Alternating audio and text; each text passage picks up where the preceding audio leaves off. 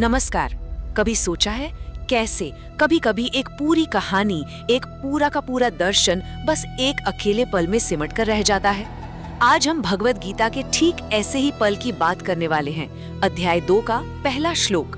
देखिए, ये सिर्फ एक लाइन नहीं है, ये तो एक दरवाजा है, एक ऐसा मोड़ जहाँ से हताशा उपदेश में बदल जाती है।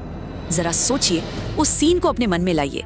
कुरुक्षेत्र का मैदान है, आमने सामने सेनाएं खड़ी हैं, लाखों योद्धा लड़ने के लिए बिल्कुल तैयार।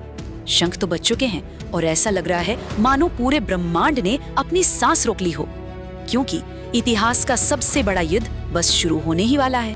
और ठीक इसी पल में जब सब कुछ दांव पर लगा है, पांडव सेना का सबसे बड़ा योद्धा अर्जुन घुटनों पर आ जाता है। वो अपना गांडीव धनुष, जो कहते हैं कभी उसके हाथ से अलग नहीं हुआ था, उसे एक तरफ रख देता है और बस रथ पर बैठ जाता है। साफ साफ लड़ने से मना कर देता है। पहले अध्याय के आखिर में हमने यही तो देखा था कि उसका मन गहरे शोक में पूरी तरह डूबा हुआ है। उसने सरेंडर कर दिया है, हाँ, लेकिन दुश्मन के आगे नहीं, बल्कि अपने ही दुख के आगे। और बस यहीं से, ठीक यहीं से दूसरे अध्याय की कहानी शुरू होती है। तो चलिए अब इस श्लोक में गहराई से उतरते हैं। ये श्लोक है ना, अर्जुन की हालत की एक बहुत गहरी तस्वीर खींचता है। और इस तस्वीर को ठीक से समझने के लिए हम इसे एक एक शब्द करके देखेंगे। तो पहला शब्द है कृपाविष्टम। ये शब्द अर्जुन की हालत को बयां करता है, पर ये सिर्फ एक एहसास नहीं है, ये उससे कहीं ज्यादा गहरा है। इस शब्द में जो आविष्टम हिस्सा है ना, वो कमाल का है। इसका मतलब होता है किसी चीज के कब्जे में आ जाना, जैसे किसी आत्मा ने वश में कर लिया हो।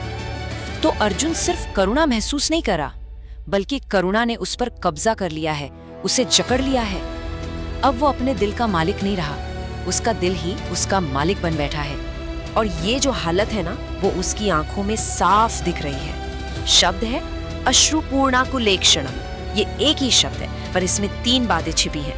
पहला, अश्रुपूर्ण, मतलब आंखें सिर्फ नम नहीं हैं, वो आंसुओं से लबालब भरी हैं, बह रही हैं। दूसरा, आकुल, यानी आंखें बेचैन हैं, अशांत हैं, एक जगह टिकी नहीं पा रही हैं। सोचिए, एक योद्धा की आंखें कैसी होनी चाहिए, एकदम स्थिर, फोकस्ड।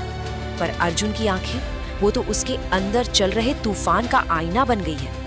अब आता है अगला शब्द, विषिदंतम। और ये शब्द हमें कुछ याद दिलाता है ना?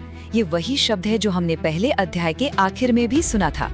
और यहाँ जो सबसे जरूरी बात है वो है इसका टेंस।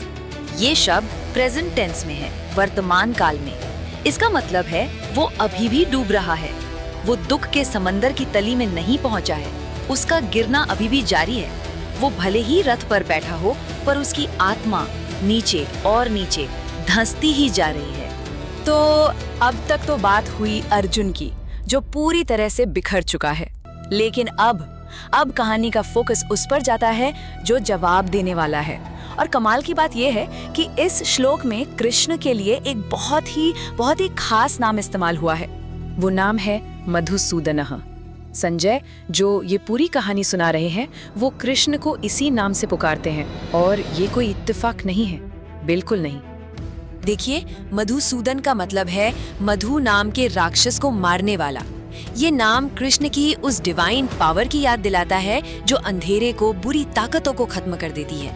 और ये यहाँ बिल्कुल फिट बैठता है। क्यों? क्योंकि अर्जुन भी तो अपने ही शोक, अपने मोह, अपने भ्रम के राक्षस के कब्जे में है।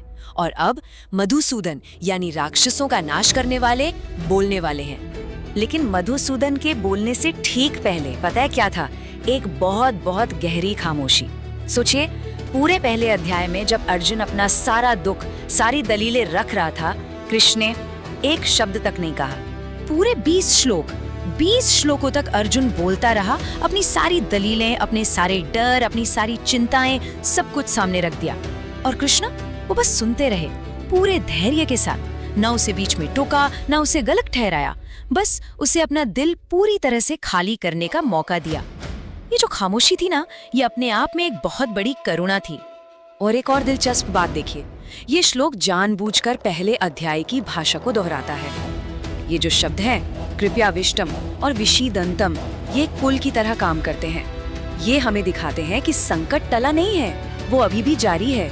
मतलब अर्जुन की हालत में जरा भी सुधार नहीं हुआ है। वो जहाँ था वहीं है। तो असली बदलाव क्या है? अर्जुन की हालत तो वैसी की वैसी है। बदलाव ये है कि अब बोलने वाला बदल गया है। पहले अध्याय में अर्जुन बोल रहा था, जो कि प्रॉब्लम थी। अब दूसरे अध्याय में कृष्ण बोलेंगे, जो कि सल्यूशन है। यानी अब हम इंसान की हताशा से निकलकर डिवाइन टीचिंग की तरफ बढ़ रहे हैं। तो सवाल ये खड़ा होता है कि जब एक इंसान इस तरह पूरी तरह टूट जाए, जब उसके पास कहने को कुछ ना बचे, जब वो अंदर से बिल्कुल खाली हो चुका हो, तब उससे क्या कहा जा सकता है? ऐसे कौन से शब्द हो सकते हैं जो उसे इस गहरी खाई से बाहर निकाल सकें? और ठीक उसी पल जब लगता है कि अब कोई उम्मीद नहीं बची, वो खामोशी टूटती है। श्लोक का अंत होता है इन शब्दों से, इति उवाच मधुसूदना, यानी मधुसूदन ने ये वचन कहे। और बस यही वो पल है जो पूरी भगवद गीता का टर्निंग पॉइंट है। अब यहाँ से उपदेश शुरू होता है। अब देखिए, ये जो पल है ये सिर्फ अर्जुन के लिए नहीं है, इसमें हम सबके लिए एक बहुत गहरा सबक छिपा है। ये हमें उस बदलाव के पल के बारे में बताता है जो अक्सर तभी आता है जब हम पूरी तरह से हार मान लेते हैं। ये श्लोक एक तरह से सरेंडर का रास्ता दिखाता है। पहला कदम, अपनी सारी दलीलें, अपने सारे तर्क खत्म हो जाने दो। दूसरा, अपने हथियार यानी अपना अहंकार, अपनी पहचान, सब कुछ छोड़ दो।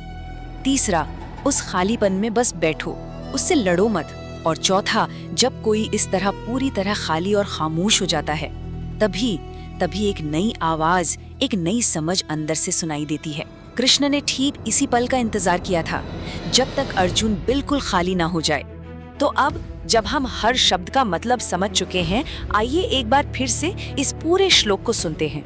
उससे जो इस प्रकार करुणा से अभिभूत था, जिसकी आंखें आंसुओं से भरी और व्याकुल थी, जो निराशा में डूब रहा था, मधुसूदन ने ये शब्द कहे। अब हर एक शब्द का वजन महसूस होता है माँ? और ये श्लोक आज हजारों साल बाद भी हम सब से एक सवाल पूछता है कि क्या जीवन में कभी वो मोड़ आता है जब किसी की सारी दलीलें खत्म हो जाती हैं, जब वो अपने सारे हथियार डाल देता है और बस अपनी बेबसी में बैठ जाता है? क्योंकि गीता यही तो बताती है कि अक्सर वो पल अंत नहीं होता, बल्कि वही पल एक बिल्कुल नई शुरुआत होता है।